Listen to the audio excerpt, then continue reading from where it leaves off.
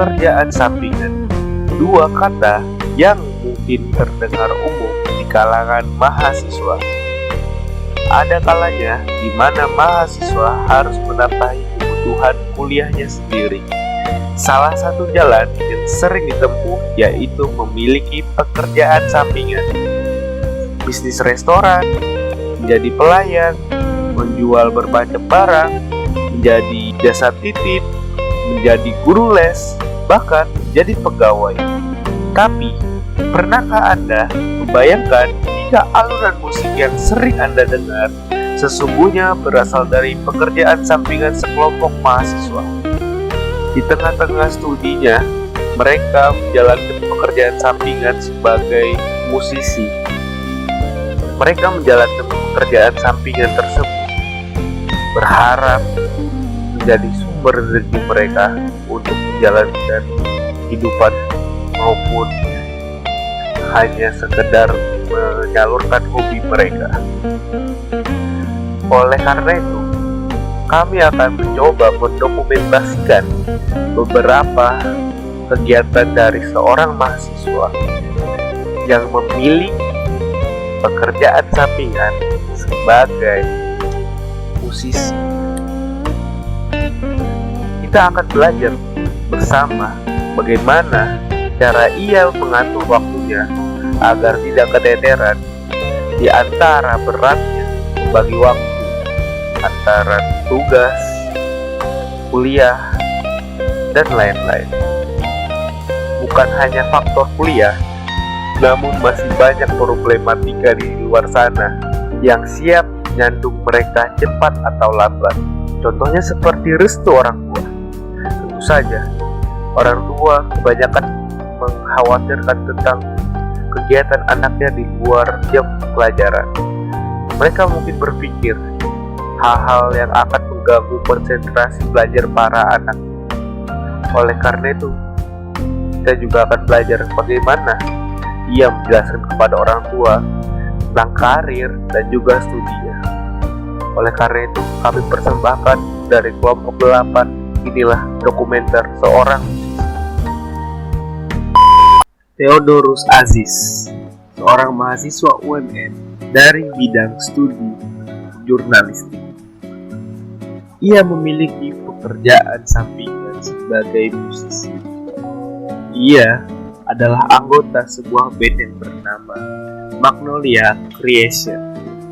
Ia berposisi sebagai bassist dan second vokal atau vokal kedua atau ya vokal backup untuk penyanyi utama. Mari kita melihat kehidupannya sebagai mahasiswa dan juga musisi sebagai kegiatannya di luar jam belajar. Kita akan menelisik lebih jauh tentang bagaimana kehidupannya, bagaimana cara ia memanage waktu, dan bagaimana cara ia bisa melewati segala rintangan dan cobaan agar tetap bisa survive dalam dua dunia tersebut antara mahasiswa maupun seorang rockstar. Pilih manakah Anda? Langsung saja kita dengarkan jawabannya di wawancara berikut ini sebagai segmen terakhir kita di dokumenter ini. Halo, jadi balik lagi sama gue nggak tahu ini acara apa, tapi yang jelas gue udah sama Theo. Halo. Perkenalan diri dulu dong. Halo, kenalin, nama gue Theodorus Aziz, biasa dipanggil Theo. Gue mahasiswa jurnalistik 2019 di Universitas Multimedia Nusantara, dan kali ini gue sedang bersama Andre Wilmar nih. Lagi ngobrolin apa? Ntar teman-teman nonton aja sampai habis biar tahu ini bahas apa sih. Gila. Lu tadi mahasiswa ya? Mahasiswa apa? Jurnalistik semester 5 berarti. Semester 5 sekarang. Semester 5. Tadi lu nyebut gak sih semester 5? Kan gue bilang 2019. Ya. Semester 5. Berarti gue mikirnya cepet aja. Biar penonton mikir kan. Enggak, gue nggak tahu dia siapa sebelumnya. Ya, jadi ceritain dong, lu tuh selain ngampus, kesibukan lu tuh ngapain lagi sih?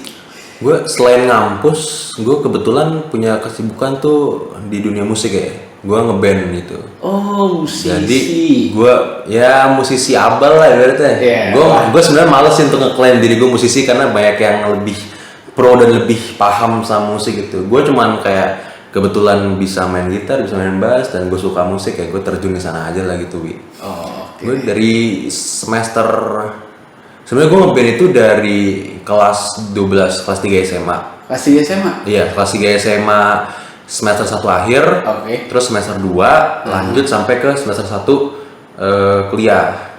Jadi dari semester 1 itu gue udah ada kesibukan ngeband. Waktu itu gue ngeband itu masih tribute Beatles. Jadi gue main ala-ala Beatles gitu sampai beli bass yang mirip bassnya Beatles tuh ya, Paul McCartney. Yeah. Bareng temen gue ngeband itu. Jadi dari semester 1 tuh udah lumayan sibuknya di luar tuh ngeband gitu. Lu anaknya Beatles banget berarti Gue emang suka Beatles gitu. Paling suka sih Beatles gue. Pertama kali ketemu sama Beatles, maksudnya lu pertama kali menemukan atau denger lagunya tuh kapan, Teh? Wah, ini menarik nih. Gue demen pertanyaan kayak gini nih. Karena gue jadi demen cerita gitu. Gue pertama kali itu jadi gue kelas 12 kan gue jadi panitia ospek ini kan, kelas 10 kan. Oke. Terus iya. di acara itu tuh panitia disuruh bikin lagu anthem gitu. Anthem ospek gitu kan. Terus lagi istirahat, temen gue nih namanya Denovan nih. Temen gue lagi main gitar, main lagu judulnya Blackbird, lagu Beatles. Terus gue nanya temen gue, ini lagunya apa sih gitu? Ini lagu Blackbird nih Beatles. Oh gitu, enak gitu. Nah sesampai gue di rumah, gue buka YouTube buat denger Blackbird sambil belajar. Kan masih sekolah tuh zaman dulu tuh, sambil belajar. Nah YouTube itu kan autoplay. Jadi lu muter lagu Beatles yang ini, dia akan autoplay ke lagu Beatles selanjutnya yang lain gitu. Gue inget banget abis Blackbird tuh keputar Don't Let Me Down, Hey Jude lah, I Wanna Hold Your Hand. Sebenarnya gue tahu Beatles tuh dari kelas 3 SD, tapi kayak yang enak cuma Hey Jude doang, ya udah gitu kayak. Masih belum terlalu into sama musik. Itu pas kelas 3 SD tuh masih mediocre itu kan. Mediocre masih. Ya oke lah gitu. Nah, terus abis dari 3 SD lu gue ngopi ya? itu santai ngopi. Kayak nongkrong aja nggak sih? Iya nggak sih? Kayak nongkrong. Ngopi berarti boleh seperti sebat. Santai aja. Izin ya? Santai, nggak masuk TV kok. Nggak Oke. diliatin sama KPI. Iya. Berarti tuh dari kelas 3 SD ketemu lagi sama Beatles tuh lama ya, lumayan waktunya.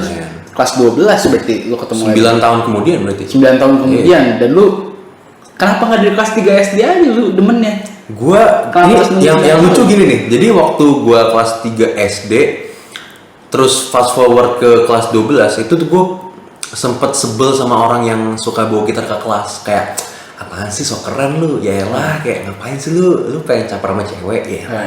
Sampai aku penasaran karena hampir semua teman gue tuh pada bisa gitar semua nih gitu kan. Gue minta ajarin chord pertama yang gue diajarin tuh E minor tuh kan, E minor gitu kan. Oh iya seru juga ya.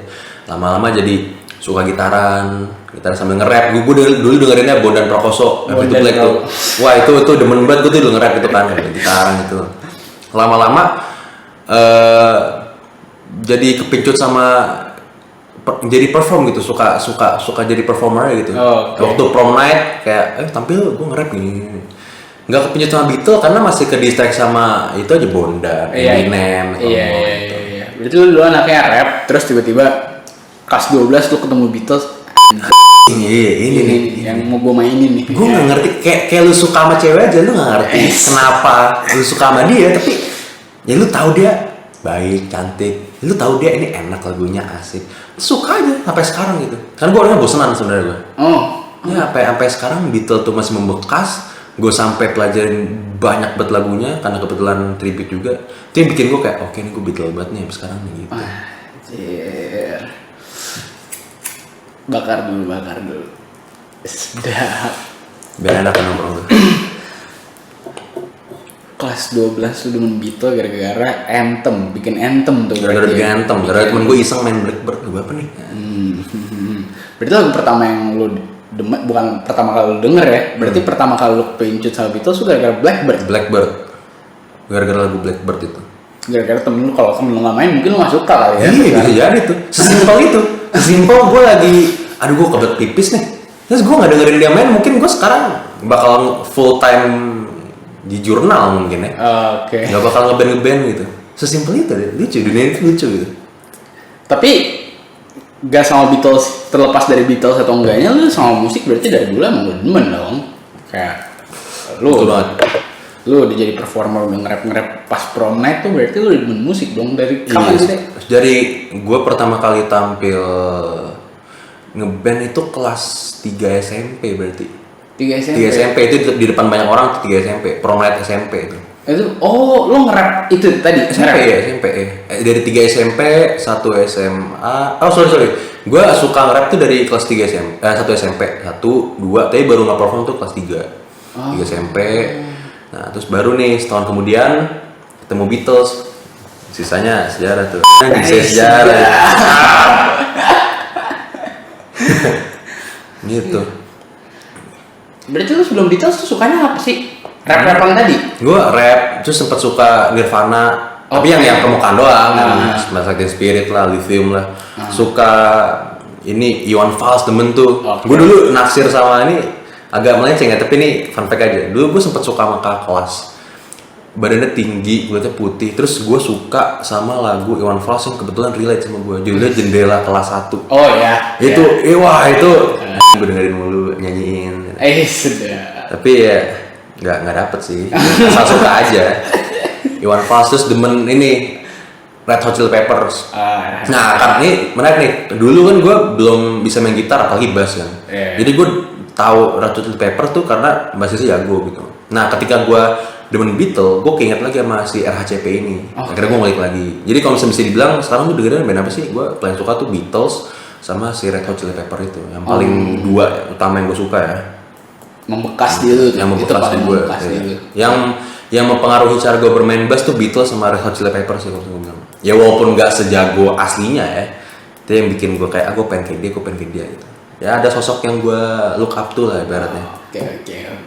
Gitu. Tapi menarik tuh, karena ada beberapa orang yang bilang kayak semua formula musik tuh Beatles yang bikin. Banyak orang kayak gitu tuh bilangnya. Lu setuju nggak? Gue setuju, karena Beatles itu menurut gue revolusioner aja sih. Kayak Beatles itu dia yang ibaratnya mempelopori multi track. Jadi ibaratnya dulu tuh suka kalau rekaman tuh kayak kita ngeband berempat nih di satu ruangan, udah ngebandnya live langsung gitu. Kalau sama Beatles tuh sempet sekali ya, dia rekamnya atu-atu gitu.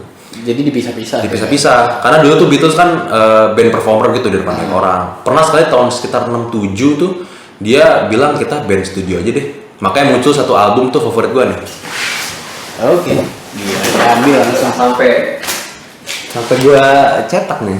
Sedap. Ini album, ini bukan vinyl sih, ini cetakan doang. Ini album Sgt. Pepper's Lonely Hearts Club Band ini multi track semua isinya. Jadi mereka fokus untuk di studio aja, dan ini tuh sempet di website Rolling Stone album nomor 1 di dunia gitu. Oke. Karena ini revolusioner banget. Dan itu yang bikin kayak banyak kayak misalnya gini deh, bikin lagu gitu terus ada harmoni suara 3, suara 2 atau kayak genjrengannya kayak gimana. Pasti kayak wah ini Beatles juga ya, ini Beatles banget nih. Kayak mungkin dari zaman sekarang ya musik itu kayak akan ada rootnya ke Beatles gitu mungkin. Karena saking serevolusioner itu. Itu yang bikin gue jatuh cinta sama Beatles salah satunya. Makanya mungkin lu abis dengar RHCP terus keinget Beatles mungkin karena itu juga kali. Mungkin ya. Karena emang si drummernya si RCP itu juga fans dari gue setara drummer Beatles. Oke. Juga mengilhami ilmu-ilmunya lah gitu. Sedap bahasa tinggi banget nih. Gue pusing jadinya. Waduh, enggak biasa ini. Berarti pertama lu belajar gitar. Lu pernah Belajar gitar. Tapi asal genjreng aja ya, supaya asik di kelas gitu. Belajar gitar, terus gimana bisa sampai ke bass tuh lucu sih. Jadi gue kan bikin band Beatles kelas 3 SMA semester 1. Oke. Itu gue band Beatles berlima. Padahal gitar berempat ya. Itu berlima. Jadi ada gue, terus ada Vincent teman gue nih, ada namanya Dio, ada namanya Aldi, ada namanya Florence nih. Jadi berlima itu kita mikir kayak aduh siapa yang bisa main bass ya? Karena kita kan gue yang mempelopori band Beatles ini 2 orang, gue sama Vincent. Dua-duanya tuh bukan anak musisi banget, cuman kayak ya asal bisa nyanyi lah gitu. Siapa yang bisa main bass ya? Aldi aja gitu. Singkat cerita Aldi sama band kita nggak cocok gitu. Okay. Nah terus karena kebetulan gue ngambil suaranya Paul McCartney dan Paul McCartney itu main bass, si Vincent nyuruh gue, lu main bass lah gitu. Boleh deh, kayak asik juga gitu kan. Gue pertama kali belajar bass itu gue minjem bass temen gue minjem ampli temen gue belajar di kamar. Lagu pertama yang gue pelajari di bass tuh I Want to Hold Your Hand. Gue belajar sambil nyanyi tuh, biasain karena si Paul McCartney ini yang bikin gue tertarik juga, dia main bass sambil nyanyi dia. Itu kayak dua hal yang sangat bertabrakan karena nggak terlalu umum di sini kan gitu kayak main bass sambil nyanyi gitu. Gue belajar itu Februari 2019 lah. Nah, akhirnya gue main bass pertama kali tuh sekitar Mei itu akhirnya gue memberanikan diri untuk main bass di depan orang tuh gitu. Jadi karena basis awal gue cabut, terus kayak gue ibaratnya dalam tanda kutip terjebak di band ini gitu kan, harus main bass. Oke. Karena gue demen kayak tantangan baru, kalau misalnya gue tertarik tuh ayo sikat gitu. Gue pengen berkembang dengan cara gitu, kayak ada tantangan baru, kenapa enggak gitu. Lu ngeband dari SMP ya berarti ya? Iya. Secara gak langsung sih iya sih, tapi itu kayak cuman for fun doang. Kalau misalnya yang mulai serius itu sampai latihan di studio itu mulai itu 3 SMA. Begitu denger Blackbird itu tadi. Denger Blackbird, terus denger yang lain. Terus si Vincent itu suka ngajak gue ke Beatles Night. Jadi acara Beatles itu yang isinya itu lagu Beatles semua. Jadi awal-awal pertama gue datang ke Beatles Night itu sebenarnya itu ini judulnya apa gitu. Ntar gue pulang gue dengerin, gue kulik segala macem. Lama-lama jadi makin wah ini gila Beatles, kalau misalnya gue dalemin ini gila banget isinya nih gitu. Jadi di situ tuh jadi makin serius gitu. Dan lucunya tuh waktu kan Beatles kan seleranya ortu ya, gue tua gitu. Waktu gue tampil di acara pensi sekolah gue yang semester 1 kelas 3 SMA itu untungnya respon anak-anak tuh meriah gitu, suka gitu. Gue gak ngerti kenapa, tapi mereka kayak suka gitu. Itu yang bikin gue dan Vincent dan yang lain itu kayak ayo lanjut gitu. Sampai akhirnya sekarang ya gitu, sampai kayak gini gitu ibaratnya. Nah terus itu band lo yang SMA tadi gak lanjut? Bubar. Karena gitaris gue yang itu kuliah Jogja. Terus si Aldi kan keluar, si Vincent keluar Bandung. Si Florence tuh anak Strakom UMN juga tuh, tapi dia lebih fokus sama band keluarganya sih, band gereja gitu. Jadi ya bubar aja lah. Karena udah pisah-pisah. Gitu kan. Terus juga gue dipanggil sama band tribute di Tangerang juga, jadi kayak masing-masing udah punya urusan sendiri gitu.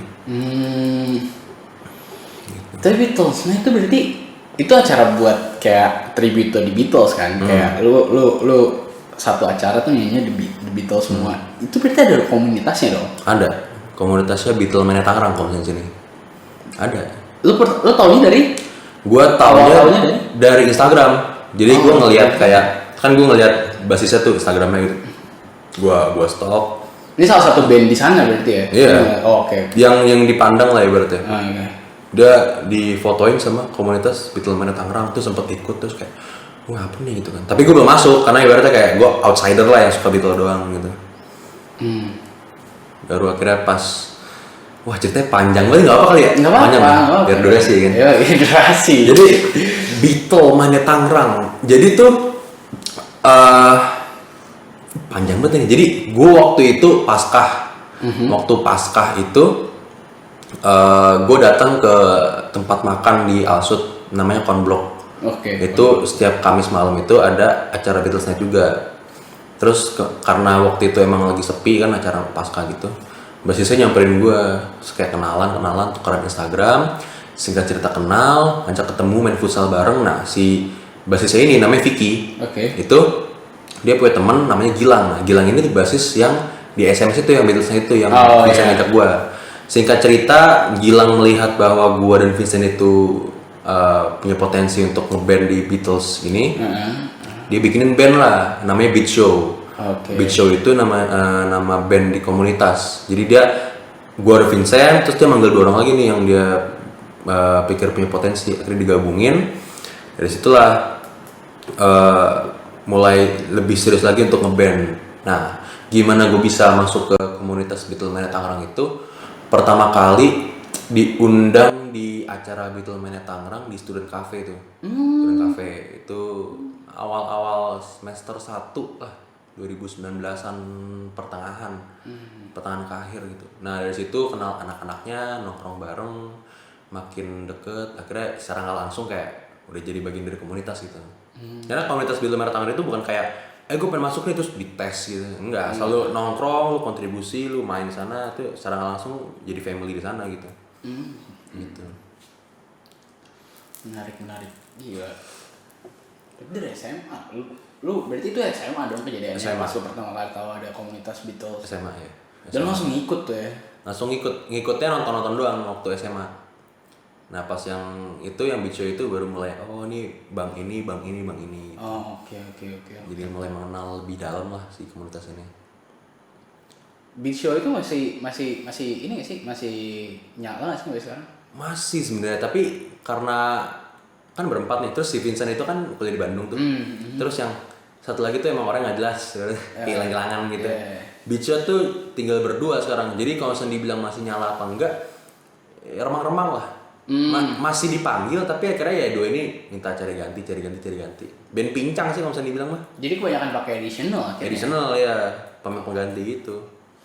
Dan itu selalu manggung kalau misalnya ada tribute doang atau lu fleksibel gitu, nggak harus tribute to the Beatles, lu main juga? Tergantung itu fleksibel. Kalau misalnya ada acara misalnya kayak kampus gitu kan, gue pengen ngundang Beat Show dong, ya main. Tapi kita tetap bawain konsep kita, bukan Beatles gitu. Kalau ada kafe kayak, gue pengen lu main dong reguleran, tapi gue konsepnya Beatles ya. Jadi tetap stick to the konsep bahwa kita tuh band Beatles gitu. Sempet ada sekali kejadian di Atma Jaya tuh. Ini kalau misalnya cerita tentang pengalaman wadaw ngeband ya.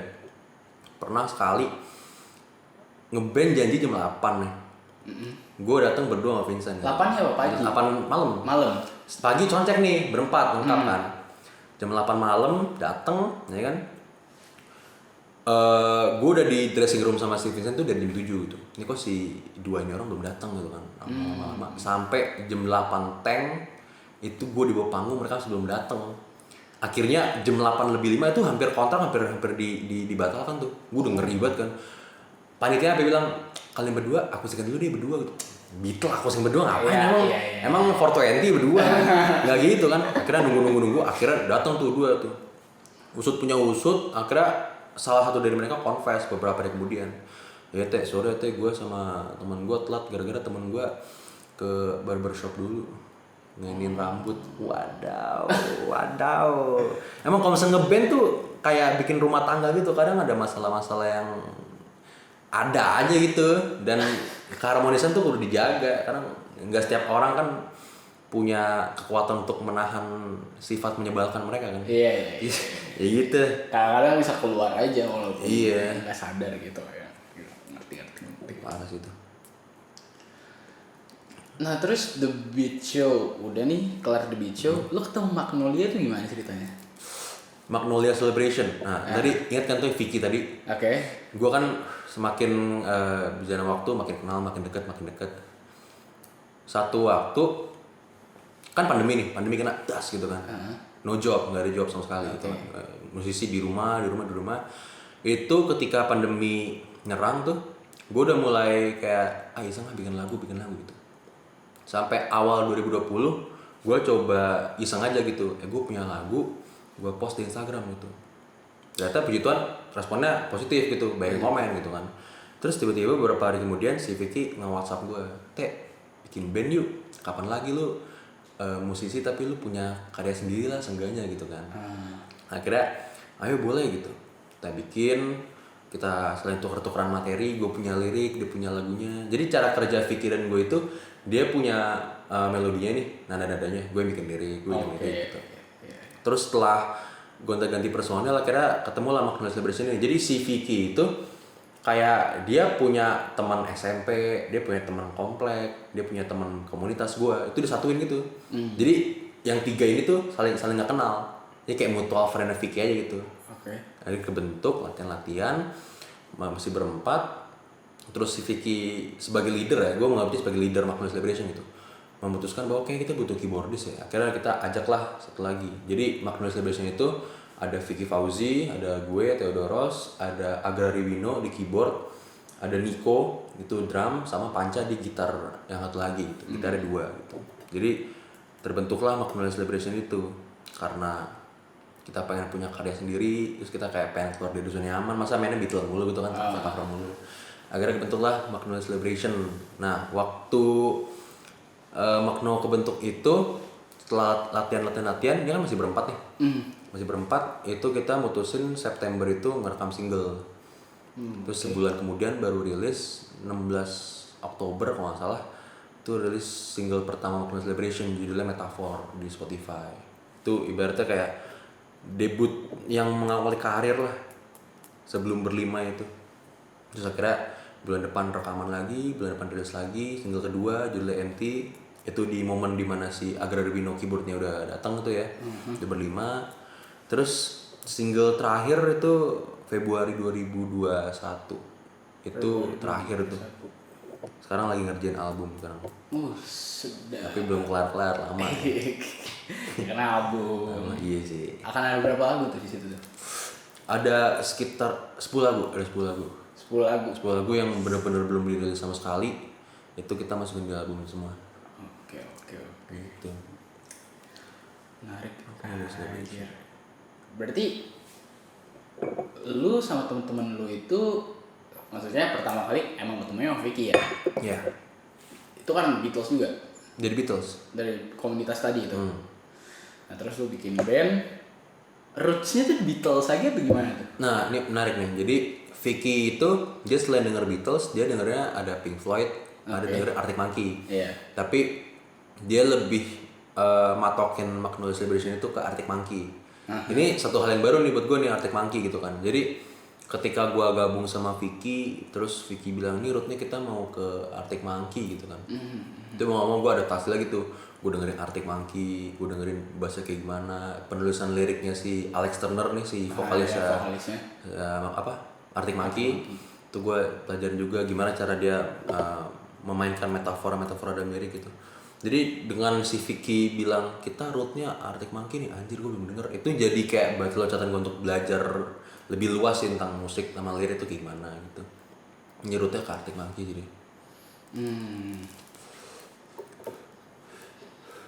Gila. Padahal ketemunya di Beatles dua-duanya. Dari Beatles ya. Tapi akhirnya ada root yang lain yang iyalah. Karena pengen keluar dari zona nyaman gitu. Iya sih. Kayak Arctic Monkey ayo gitu. Setelah gue denger asik juga gitu kan. Asik juga, Arctic Monkey bagus. Macam. Jadi lu udah ketemu komunitas dari SMA, terus tahun lalu 2020 lu bikin band. Iya. Berarti itu kan lu cut banget. Lu masih hitungannya lu tuh musisi yang masih ada di lingkup pelajar gitu. Iya. Iya dong. Iya. Gue tuh kadang, bukan cuma gue sih, mungkin beberapa dari orang-orang tuh ada yang mikir gitu. Gue ini orang ngampus atau sekolah kok udah bisa ngeband, udah bisa. Mereka ketemunya gimana sih? Mereka tuh mulainya dari mana sih? Kalau dari lu sendiri, lu mulainya gimana tuh? Gue mulainya jalanin aja dulu sih, kayak kan beberapa orang punya hobi ya, kayak misalnya ada yang hobi futsal, suka main kayak football game gitu setiap weekend, atau yang suka basket gimana. Gue melihat musik itu sebagai hobi yang punya potensi untuk menghasilkan income gitu. Oh, oke. Itu emang agak berat sih. Gue sempet semester 1 gue ada main di SMS itu jam 5 udah harus di venue. Mainnya tuh jam 7. Pas gue turun panggung, temen gue ngechat gue, lu tugas fotografi, lu ngumpulinnya gimana? Hah? Ada tugas fotografi? Pas gue liat deadline-nya jam 5. Jadi untuk mengimbangkan kehidupan mahasiswa sama kehidupan musik tuh tricky banget. Lu harus tahu celahnya lu gimana supaya lu cari waktu, atau mungkin lu bikin hobi lu ini, musik ini, sebagai sesuatu yang untuk menggenjot lu untuk lebih rajin di kuliah gitu. Awalnya gue mikir kayak gitu, kayak gue ngeband, gue semangat nih, gue Sabtu ada job, makanya gue harus kelarin tugas gue semuanya gitu. Tapi lama kelamaan semakin sulit ya. Semakin sulit ketika semester sudah semakin tua ya. Tugas-tugas seperti project. Kalau dulu kan tugasnya kayak masih upload foto, upload esai. Sekarang ayo kita kerekal di sini, gue nggak bisa. Semakin wadadau lah pokoknya kalau misalnya lu semester semakin tua gitu. Mungkin waktu semester 1, semester 2 gitu. Ada job nih, main di sini. Ayo. Gua kan tugas dulu.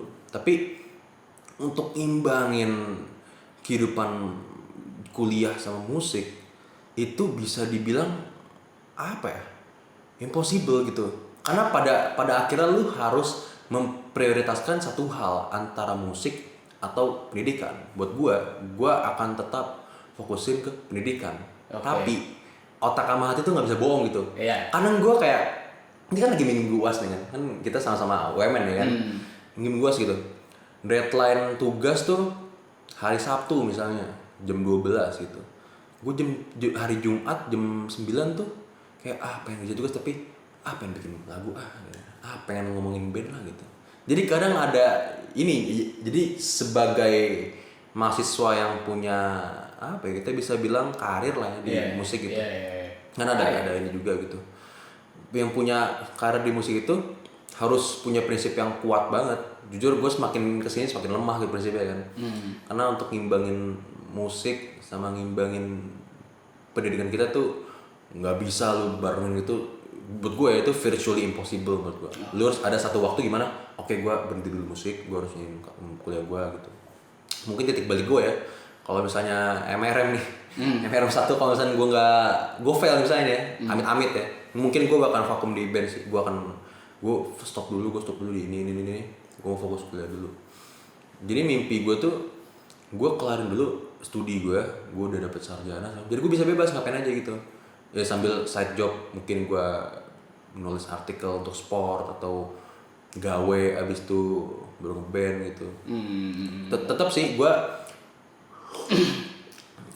mengutamakan pendidikan gue. Kalau misalnya ditanya nih ya, lu mau jadi apa sih? Jujur jawaban nomor 1 gue pengen jadi rockstar aja. pengen jadi musik. Kita ibaratnya ketika gue udah di titik ini jadi rockstar mainnya kan. Impian semua pemuda. Semua pemuda ya nggak bisa bohong gitu. Karena dengan posisi gue yang sekarang, ibaratnya gue satu kaki tuh udah kecil di kolam gitu. Udah tanggung jadi basah sekalian. Tapi secara logika juga kalau misalnya mau realistis, ya lu di musik dapat berapa sih? Kecuali lu kerja sama Ahmad Dhani, lu jadi pembantunya Pamungkas gitu kan.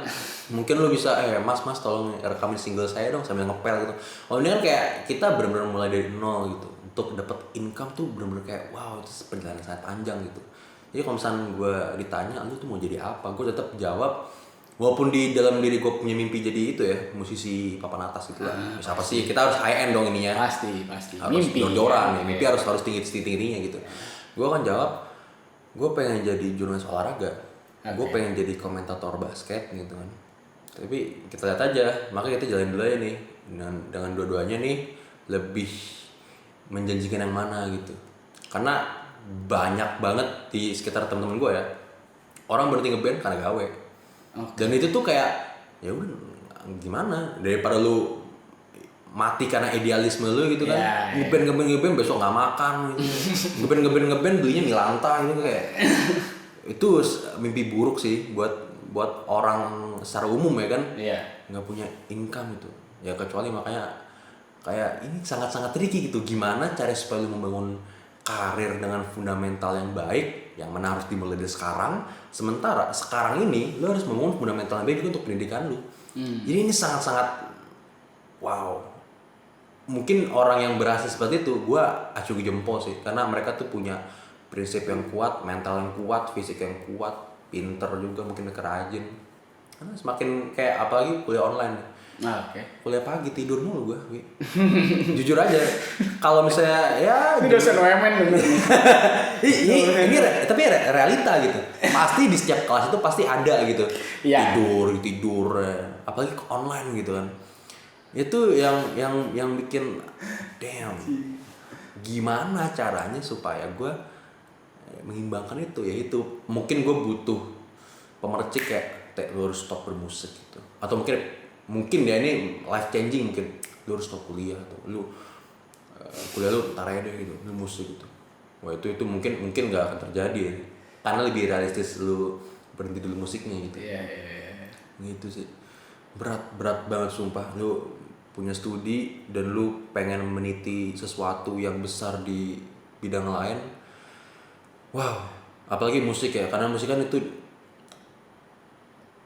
ngomongin eksistensi gitu. Iya. Lu rilis single hari ini gitu, terus besok lu nggak kemana-mana, lu nggak kedengeran, udah orang lupa gitu. Mau seenak apa lagu lu gitu kan, lu harus tetap menjaga eksistensi lu, detak jantung berkarya lu tetap harus ada gitu. Sementara untuk lu menjaga detak jantung itu harus ada jantung lain yang lu harus hidupin nih, kuliah gitu kan. Itu tricky banget sih. Tapi nggak sedikit pasti ada juga yang kuliah sambil bermusik, ada yang berkarya juga gitu. Itu keren sih menurut gue. Wow. Tapi lu kan kemarin gue liat di Instagram gitu ya, lu di Spotify tuh lu udah berapa puluh ribu yang di Magnolia Celebration streamer itu 2021 70.000 yang denger. Baru buat 2020 kan 2020 3 single. Iya 3 single 70.000 yang denger. Ya masa lu lepas. Ya nggak tahu juga ya bos ya.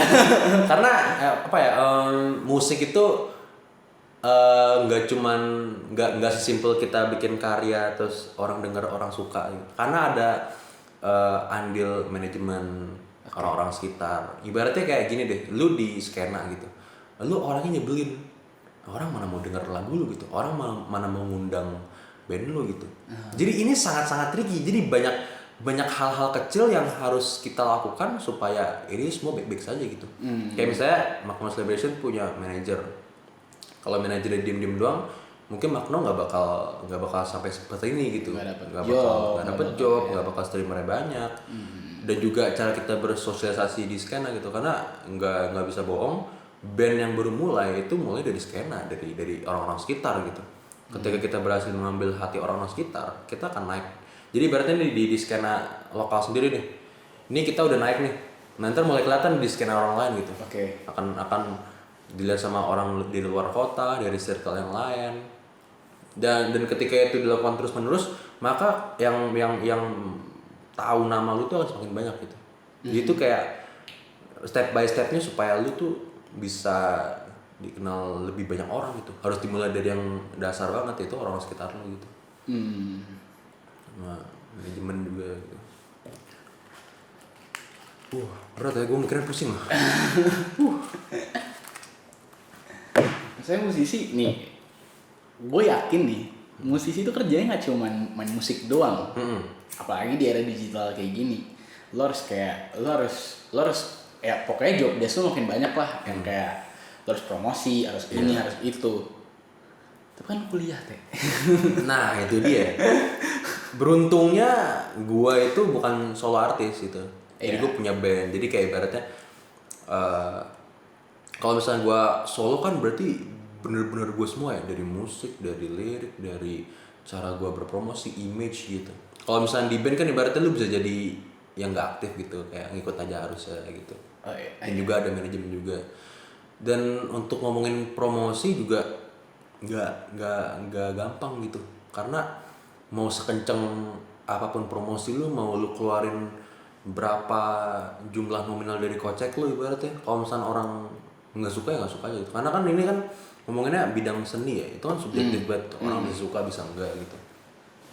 Jadi untuk promosi itu ya itu seperti yang gue bilang tadi, kayak dari orang sekitar, bangun relasi yang baik dengan band lain gitu kan. Mereka ada acara, kita diundang gitu. Jadi melebarkan sayap dari situ gitu. Untuk promosi bahkan gini, yang bikin gue lebih pusing lagi nih, ini kenyataan yang terjadi gitu. Ini gue bukannya salty ya sama band gue sendiri, tapi band Magno Celebration itu, jadi mereka tahu kalau gue tuh kuliah jurnalistik kan. Jadi gue juga sekaligus gue berkarya di bidang seni, gue juga praktek untuk promosinya, gue juga kerja juga gitu, kayak lu kan jurnalistik, lu tulis press release dong gitu. Oh. Jadi ibaratnya kayak gue punya 2 tugas kuliah ya di bidang musik ini. Itu jujur ya lumayan pusing sih. Untuk promosi gitu, wow itu harus paham market, harus paham engagement, harus paham strategi. Yang mana jujur ya, idealnya tuh itu urusan manajemen gitu. Jadi ibaratnya musisi tuh punya anak, lahirin nih gimana nih, lu urusin itu anak gue supaya jadi bagus gitu ibaratnya. Lu bikin kue, penjualnya yang jual. Iya itu. Kalau misalnya kita bisa aja sih untuk kita promosi sendiri, tapi lu akan tipes. Iya. Capek. Iya sih. Capek banget, capek otak sih. Capek pikiran. Gila. Berarti job desk lu di Magnolia tuh apa aja deh? Tadi press release gitu lu yang bikin berarti? Awal-awal iya, tapi Awal-awal, ya? makin kesini tuh si manajer gue Tobi, dia ngajak temennya untuk lu bikin press release ya untuk template segala macem. Tapi Tobi juga minta tolong gue kayak, lu tulisin dong nih ada apa aja, gimana supaya Magno ini tuh press release-nya tuh bisa menggambarkan band ini gitu. Job desk gue selain itu, gue megang bass juga, terus ada vokal, kadang backing vokal, kadang lead vokal, sama penulis lirik gue. Oh. Penulis lirik.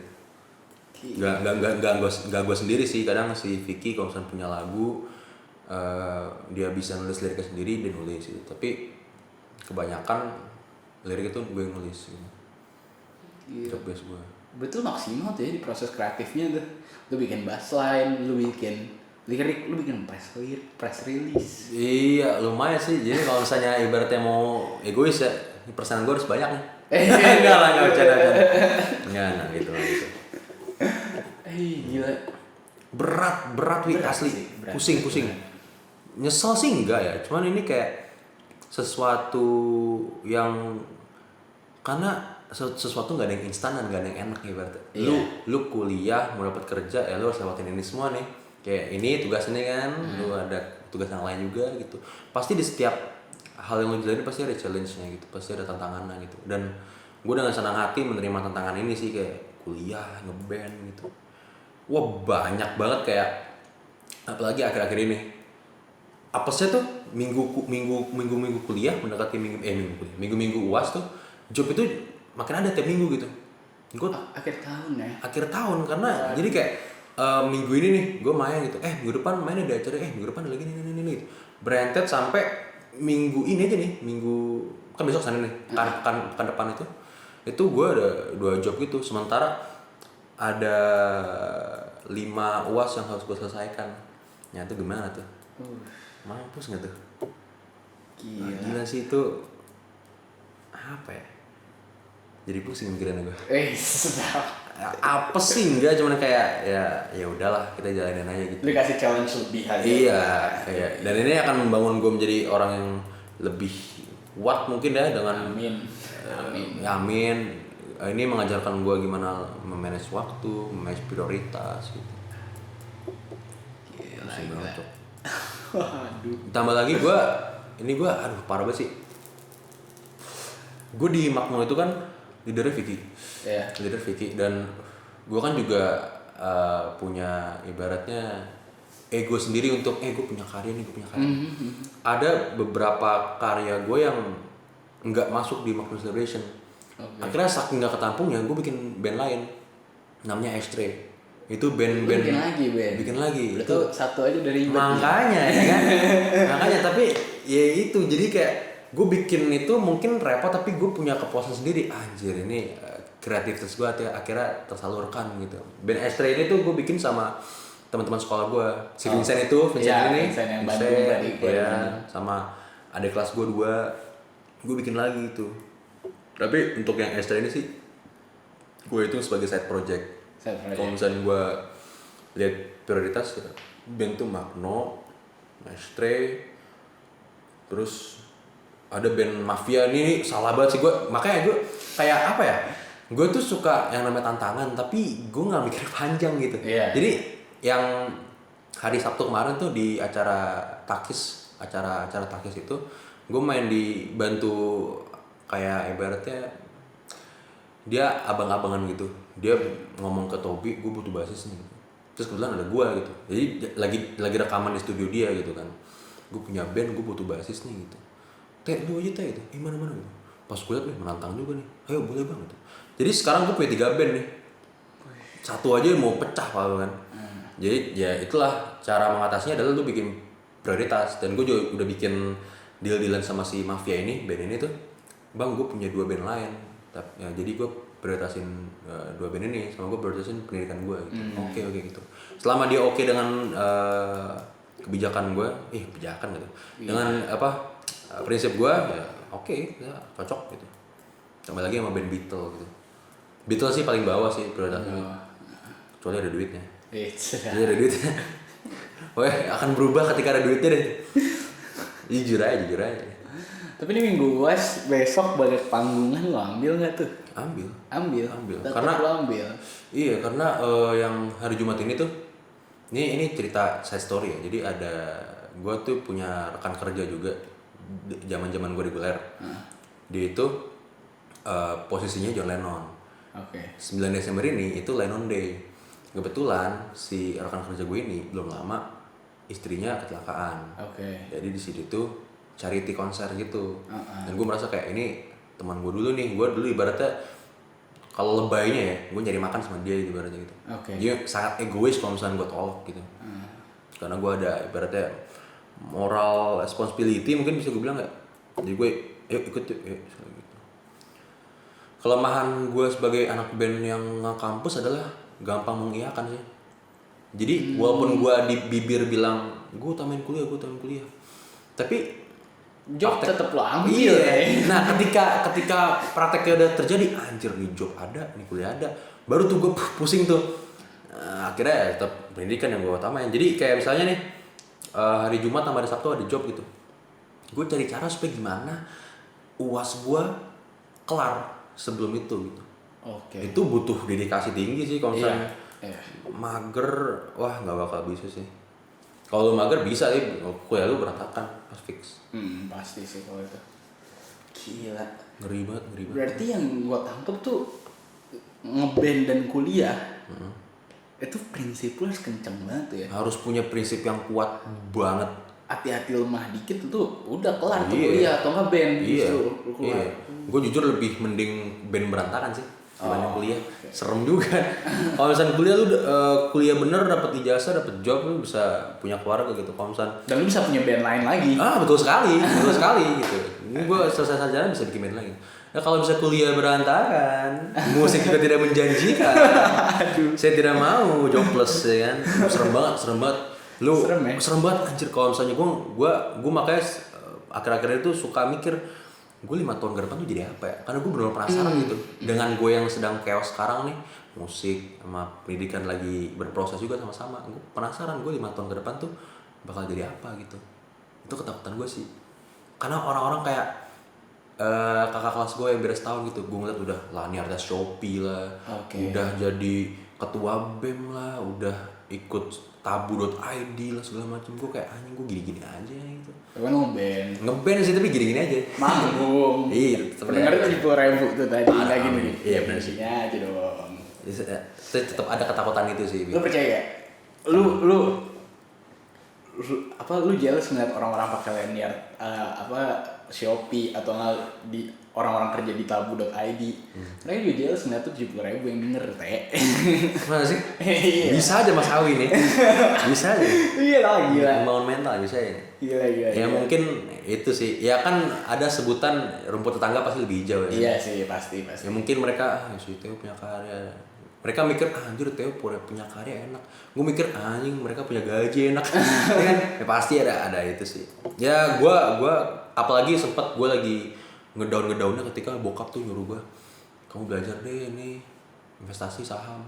Buset, grafik gitu. Waduh, ditambah lagi udah kuliah band tambah sama saham itu nggak bisa gitu. Dan gue sampai ngefollow Instagram belajar kripto lah, belajar saham lah, terus mereka gimana cara bangun passive income. Yang ada gue stres sendiri gitu. Akhirnya ya udah gue mulai mengamini bahwa ya setiap orang tuh punya jalan masing-masing gitu. Mungkin mereka punya saham news segala macam emang jalan mereka gitu. Ya berarti kalau misalnya ngomong kasarnya kayak gue punya adik kelas itu asetnya tuh udah katanya udah miliaran di kripto gitu. Ya mungkin karena dia nggak diberikan talent di bidang lain, jadi Tuhan itu memberikan talent dia di invest mungkin gitu. Ini kesian juga kalau misalnya nggak dapet ini nggak dapet itu talentnya, kan jadi nggak adil gitu kan. Jadi gue kayak ya udahlah, apa sih yang dikejar di dunia ini gitu kan. Ya, lu daripada kita tua nanti terus nyesel, aduh harusnya gue band, harusnya gue ini harusnya gitu. Ini coba ya. Iya, karena ketika lu udah mulai asam urat nih kan, udah mulai umur senja gitu. Kuda lagi sebenarnya. Waduh, gak maksudnya. Misalnya kalau misalnya udah senja gitu, lu udah kaki udah gampang pegel ibaratnya, punggung udah mulai rentan gitu. Lu yang lu bisa lakukan adalah duduk di kursi lu dan berpikir puluhan tahun yang lalu gitu, harusnya gue ini, harusnya gue itu gitu. Jadi gue mulai nalar gitu, ada kayak orang tua ya berarti ya. Kayak don't waste your time gitu. Jadi gue mikir kayak oke, gue selama gue masih muda lakukanlah apa yang gue mau lakukan gitu. Karena in the end mati, kita hidup di dunia kan untuk mati gitu. Yang gue percaya ini malah dari mana-mana nih kan. Jadi kayak ya oke lah, gue sudah ada di musik, ya gue totalitas aja gitu daripada gue udah tua nyesel gitu kan. Tinggal gimana gue pinter-pinternya untuk mengurus waktu dan gue mikir kayak gini. Kita tuh sebenarnya di sini tuh kita bisa jadi apa aja gitu, asalkan kita punya niat yang pol-polan sama kita punya strategi yang masuk akal ibaratnya. Kayak misalnya nih, gue kelas 12 gue nggak bisa main bass sama sekali gitu. Kok gue bisa karena niat gitu. Lu kayak kuliah jurnalistik, gue lihat Instagram lu ada foto SBY lah, ada foto Jokowi, ada sampai kesini. Karena lu punya niat yang penuh gitu dan punya strategi yang terukur gitu. Kalau misalnya niat doang tapi nggak ada strategi kan, kayak lu akan barbar aja. Gua akan latihan 5 jam sehari tipe. Capek sendiri. Harus ada strategi juga gitu. Dan juga kalau misalnya lu punya gua plannya gini. Wih, plan lu mantep. Kapan lu eksekusi? Ntar deh. Nggak bakal mana-mana juga. Jadi harus imbang aja gitu. Itu implementasi gue sama kayak kehidupan mahasiswa di dunia skena musik gitu. Harus cari gimana strategi yang tepat dan totalitas lu harus punya niat yang penuh gitu. Ngomong di bibir sih gampang ya, prakteknya susah. Tapi lu dari SMA, dari SMP bahkan bermusik, ngejob tuh berarti dari SMA? Gue pertama kali dapet job itu semester 1 transisi sebelum masuk kuliah. Berarti libur SMA. Liburan dari SMA mau kuliah itu kan 2 bulan tuh. Itu gue pertama kali ngambil job gitu di situ. Oke. Lu ngejob dari ya kita bisa bilang lulus SMA gitu. Lulus SMA. Maksudnya itu ada pengaruhnya nggak sih kalau yang maksudnya setelah menjalani job-joban dan lain-lain sampai sekarang menjadi mahasiswa, itu ada pengaruhnya nggak sih ke mindset lu sekarang tuh? Damn. Maksudnya gimana tuh? Mindset gue ke depannya apa? Mindset lu sekarang kayak ternyata kan banyak orang yang maaf ya, tapi banyak orang yang mikir kayak musisi mah gak ada duit nih. Gitu. Apakah itu terpatahkan setelah lu dapet job di musik dari kelas 12 SMA atau di mindset lu yang sekarang aja? Mindset gue yang sekarang apalagi yang perihal tadi yang musisi gak ada job, gak ada duit ya. Kalau misalnya kita bandingkan dengan job lain, itu mungkin ada benernya gitu. Karena musisi itu ibaratnya lu tuh apa ya, mungkin kalau kasarnya ya, beberapa orang tuh saking nyari duitnya di musik, mereka jadi badut panggung gitu. Mereka menghibur orang, apa regardless mereka kondisi mau gimana, mereka menghibur orang gitu. Musisi ada duitnya ketika lu pinter di sana. Kayak pinter dalam segala hal, manage duit, manage waktu, pergaulan sosial lu bagus, yang membuat mana channel lu banyak gitu. Gue punya cerita, ini senior gue, namanya Gilang itu dia yang ngebentuk Beat Show itu yang tadi gue bahasan, yang main di SMS itu yang Beatles Night yang gue tonton sama Vincent. Itu dia sekarang dia udah punya anak 1, berkeluarga gitu. Hidup dia di musik, tapi dia bisa beradaptasi di segala hal.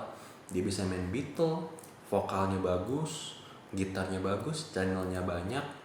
Jadi dari keempat hal itu dia menemukan zona nyaman dia gitu. Dia udah kenal sama Jiplak, itu band Beatle nomor 1 Indonesia gitu kan. Jadi pemain intinya, dia main sama Vera Talisa, dia main sama Bila Indrajaya. Jadi ketika lu menemukan titik ini ya kayak wah gue dapet nih buff gitu, udah kena tuh ya, lu udah di zona nyaman dengan segala hal yang tadi dilakukan, bisa aja lu menghidupi diri lu sendiri gitu. Ditambah lagi jangan cara lu pinter-pinter nyimpen duit gitu. Karena let's say lah income musisi yang reguleran, kita nggak ngomongin kayak Ahmad Dhani dan Pamungkas gitu ya. Kayak band reguleran, band sendiri gitu. Itu tentunya income-nya ya nggak sebanyak karyawan B aja gitu. Oh iya. Kecuali lu emang bener-bener saking pinternya cari channel dan saking jagonya, lu job banyak banget. Itu mungkin duit lu akan banyak juga. Tapi capek. Tapi capek dan jarang, most likely kayak 1 dari 5 atau dari 10 gitu. 1 dari 5 kemungkinannya. Iya sih. Iya. Jadi musisi nggak ada duitnya sebenarnya ada, tapi sedikit. Nah dari sedikit itu gimana caranya supaya lu bikin jadi banyak. Kayak misalnya nih dari musik nabung, wih duit udah kekumpul nih, bikin usaha gitu. Gue sih mikirnya gitu, kayak gue mungkin ya dari musik doang gue gak bisa hidup, tapi ketika gue berhasil untuk memanage duit itu gimana caranya supaya gue hidup, ya itu dari musik itu dapat income, diurus, bikin sektor lain gitu. Itu yang membuat musisi hidup sih. Mungkin bikin studio, jasa produksi, jasa mixing mastering, jasa rekaman, yang mana harus ada belajarnya juga gitu. Iya sih pasti. Not as simple as that gitu sih untuk hidup dari musik tuh. Aduh, jadi kepikiran lagi nih. Ya tetap sih mimpi gue kalau misalnya disuruh pilih ya, lu pengen jadi musisi. Misalnya gue dikasih simple sama Tuhan itu besok ya, gimana? Lu mau jadi musisi atau lu jadi komentator basket, tulis olahraga? Gue akan milih ini sih. Walaupun mimpi gue, idealisme gue tinggi banget jadi rockstar yang gue bilang tadi itu, gue kan milih yang steady job itu. Karena jujur gue kan mimpi orang banyak ya. Iya. Mimpi jadi musisi, jadi apa? Gue juga punya mimpi jadi ini jurnalis olahraga, komentator basket itu. Dan sambil kuliah, sambil nginin musik, juga mendalami gimana caranya jadi apa yang gue mau di kedua hal ini gitu. Pecah kalau lu, pusing. Kalau gue udah mulai retak nih. Ngomongin duit, kita ngomongin penghasilan mulu, enak penghasilan. Iya, semoga dapet nih. Iya. Kan musisi mahal nih. Kalau harusnya mahal. Iya. Harusnya mahal. Lu ada keluarin duit nggak sama jadi musisi? Wah, ada banget. Apalagi lu memulai. Lu mahasiswa nih. Mahasiswa, ini gila. Status mahasiswa tuh stigmanya duitnya dikit nih. Iya. Karena belum ada steady job kan. Belum ada steady job, masih minta orang tua, gitu-gitu lah pokoknya mahasiswa itu. Padahal udah tua gitu kan. Masih minta orang tua padahal udah tua. Iya. Lu kan stigmanya duitnya dikit nih. Lu keluarin duit di musik tuh gimana ceritanya? Jadi orang akan keluar duit di musik itu ketika dia menjalani karirnya tuh secara independen, secara mandiri. Oke. Kecuali kayak misalnya lu cover di YouTube, terus kayak dari musika atau dari label mana gitu, gue suka suara lu, ikut label gue. Mungkin itu akan disubsidikan oleh label-label itu.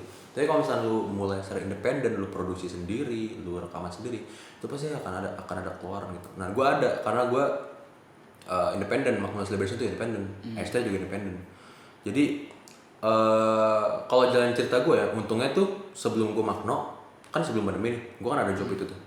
Itu gue beberapa income yang dari job itu gue simpen di tabungan gue yang lain. Oke. Ketika itu sudah berhenti, nah muncullah Magno Celebration itu. Jadi gue ibaratnya bisa dibilang beruntung lah, gue sempat nyimpen beberapa income gue yang sebelumnya ada gitu. Jadi ketika produksi itu butuh duit, jadi gue ambil dari income job yang gue ini. Dan itu kalau misalnya terjadi terus-terusan ya habis lah. Habis. Ditambah lagi gue butuh ya kayak mau rokok, mau makan, Iya mau sih. jalan sama cewek segala macam gitu. Akan ada pengaruh lain, tapi Itu sih kalau misalnya mahasiswa terus mau mulai karir musik independen harus pinter mengalokasikan duitnya gitu. Ada juga nih kayak ini, aduh ini fakta tapi ini deh, kita Magnolia Celebration itu kita bikin produksi sendiri di rumah. Iya. Kita butuh alat. Iya. Alatnya namanya sound card. Iya, Itu yang ngehubungin instrumen kita ke komputer supaya ini. Ya itu. Kita puter otak gimana akhirnya kita kredit. Oke. Nombok-nombok ada. Nombok-nombok ada. Dan itu ditanggung bersama-sama gitu, nombok-nombok itu. Jadi lu akan enak memulai karir musik independen lu kalau lu kaya. Oh iya. Jadi karena money talk sekarang tuh. Iya. Ketika lu orang B aja, ya itu harus putar otak gimana caranya supaya lu bisa mengeluarkan duit sesuai dengan porsi lu dan tujuan lu tercapai. Gitu. Jadi untuk makna yang sekarang itu kredit alat itu ibaratnya kenyataan gelapnya ya, kayak pahit-pahitnya gitu. Gila, harus kredit sampai harus kredit Sampai tuh harus udah sampai kredit kan gitu dan patungan gitu. Harus keluar duit ada sih. Kalau misalnya di breakdown secara kira-kira nih. Di breakdown secara kira-kira. Maksudnya lu bedah tuh biaya pengeluaran lu secara kira-kira lu ngeluarin berapa buat produksi musik. Magno. Untungnya nih ya di X-Ray itu kita ketemu orang baik lah ibaratnya. Dia yang punya label kecil-kecilan gitu, teman-teman gitu, dia rela untuk gua biayain deh lu apa gini. Kebetulan juga orang baik dan orang punya duit juga gitu. Iya. Kita beruntung banget punya dia tuh. Nah jadi pengeluaran gua banyaknya di Magno gitu. Ya berapa ya? Secara kira-kira nggak usah rinci. Kira itu, waduh berapa ya? Mungkin 1-2 dokut sih. 2 Kalau juta. sandi akumulasi. Baru 2 tahun tuh. Oh sama. Gila, lu kan berarti bukan stigma ya, kayak apa kerangka berpikir kalau jadi musisi itu mahal dan susah dan tidak menghasilkan banyak uang tuh sebenarnya nggak selamanya salah ya, nggak bisa dipatahkan juga. Emang ada faktanya gitu, di beberapa kejadian gitu. Gue sempat berdebat sama teman SMA gue gitu waktu lagi ngumpul gitu kan. Gue bilang gini, prinsip hidup gue pengen hobi yang dibayar gitu, entah musik, entah olahraga. Karena kan olahraga hobi juga gitu kan. Iya. Mereka nggak setuju. Lu tuh kerja dulu, baru lu ngelakuin hobi lu. Nggak usah idealis lah gitu. Itu debat itu tuh nggak ada ujungnya tuh. Gue tetap percaya sama prinsip gue, lu percaya sama prinsip lu gitu. Semakin gue kesini kelihatan gitu. Oke, ini butuh duit, ya lu kudu kerja dulu gitu berarti. Harus ninggalin idealisme dulu, lu harus ibaratnya jadi budak orang, budak korporat kayak, budak apa kayak, lu harus kerja sama orang ibaratnya gitu. Lu harus cari duit sendiri, lu harus mati-matian. Nah, lu punya duit itu baru lu keluarin di hobi lu gitu. Ibaratnya lu keluarin duit di hobi, itu ibaratnya kayak healing lu gitu. Ah, oke. Jatuhnya, mungkin kalau pemahaman mereka gitu.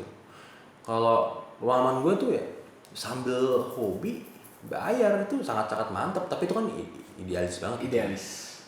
Gue sempat lihat kutipannya Tora Sudiro. Gue di mana lupa gitu. Jadi orang nggak usah idealis amat lah, ntar mati lu. Lu tinggalin dulu apa yang lu pengen dulu, cari duit, baru duit itu lu iniin ke idealisme lu itu.